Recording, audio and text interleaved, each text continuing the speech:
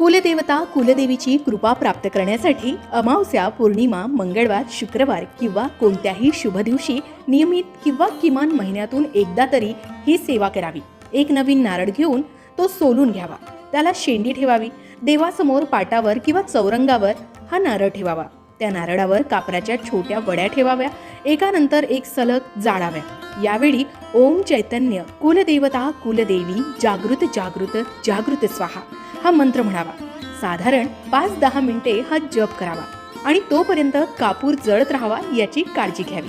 कापूर आपोआप जळणं बंद झाल्यावर कुलदेवी कुलदेवता यांची क्षमा मागावी आणि माझ्या पूर्वजांकडून किंवा माझ्या परिवाराकडून आणि माझ्याकडून सुद्धा तुमच्या सेवेत किंवा तुझ्या बाबतीत काही चुकलं असेल, काही राहिलं असेल तर आम्हाला सर्व परिवाराला क्षमा करा, आमचं बोट पकडून आम्हाला उन्नती प्रगतीच्या मार्गावर घेऊन जा अशी प्रार्थना करा।